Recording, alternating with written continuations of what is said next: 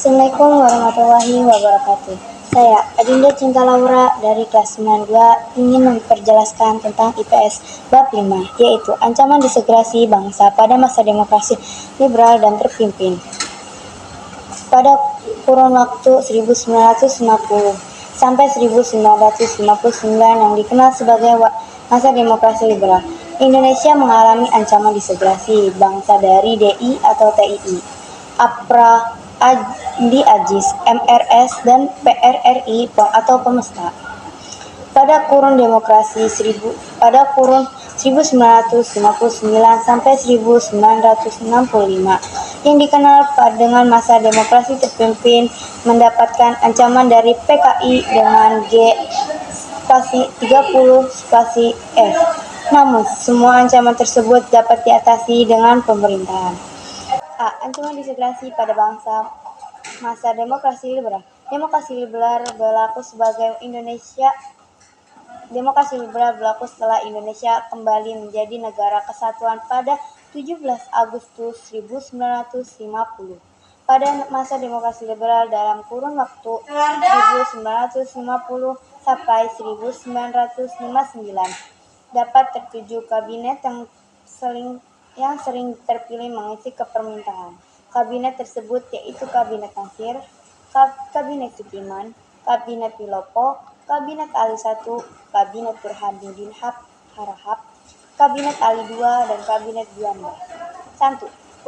Pemberontakan Darul Islam DI atau Tentara Islam Indonesia TII. Tujuan dari DI atau TII adalah mendirikan Negara Islam Indonesia atau NII yang diproklamasikan pada tanggal 7 Agustus 1949.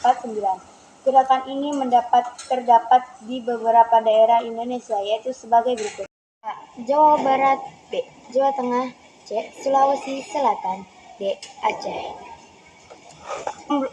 Pemberontakan Angkatan Perang Ratu Adil APRA pada tanggal 23 Januari 1950.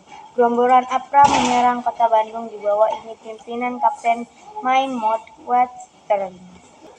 Gerombolan APRA dapat menguasai kota Bandung untuk beberapa waktu lamanya. Setiap anggota TNI yang mereka ditemui ditembak mati di tempat. Pemerintahan RI segera mengirimkan tentara, antara lain kesatuan polisi dari Jawa Tengah dan Jawa Timur. Yang satu sedangkan berada di Jakarta, sehingga pada hari itu juga gerombolan APRA melakukan gerakan mundur dari kota Bandung.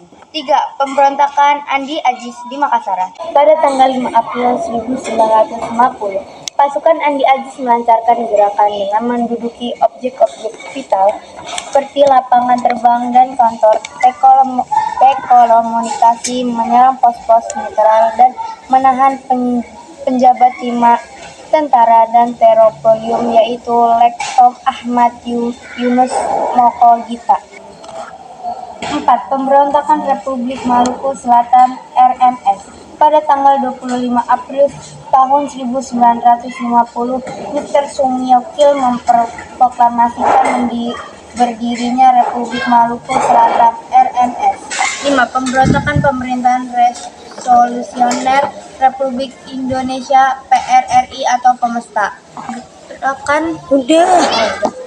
Ancaman disintegrasi bangsa pada masa demokrasi terpimpin. Kegagalan konsultasi membuat UUD baru sebagai pengganti UUD 1950 dapat menimbulkan pemecahan dan kekacauan. Demi menyelamatkan negara, Presiden Soekarno pada tanggal 5 Juli 1959 mengeluarkan dekret Presiden, isinya yaitu pembubaran konsentrat dan berlakunya kembali UUD 1945 dan tidak berlakunya UUD 1950. 3. Pembentukan MPRS dan DPRS. Sejak itu saat Indonesia berlaku sistem pemerintahan demokrasi terpimpin hingga 1966 dengan jatuhnya kekuasaan Soekarno ke Soeharto. Pada masa demokrasi terpimpin terjadi pemberontakan G30 SPKI. Pemberontakan PKI 30 September 1965. Pemberontakan PKI 30 September 1956.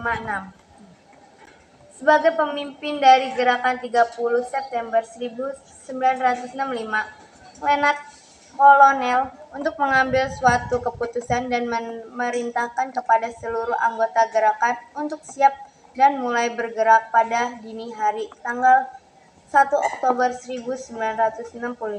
Pada dini hari itu, mereka melakukan serangkaian penculikan dan pembunuhan terhadap 7 perwira Angkatan Darat.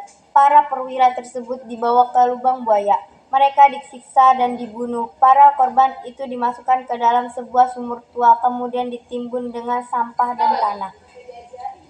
Ketujuh korban dari TNI Angkatan Darat tersebut yaitu Letnan Jenderal Ahmad Yani, Mayor Jenderal R. Sweparto, Mayor Jenderal Haryono Mas Tirtodarmo, Mayor Jenderal Suwando Parman, Brigadir Jenderal Dona Izatus Panjaitan, Brigadir Jenderal Swetojo Siswomiharto, Letnan 1 Prie Andres Tendian.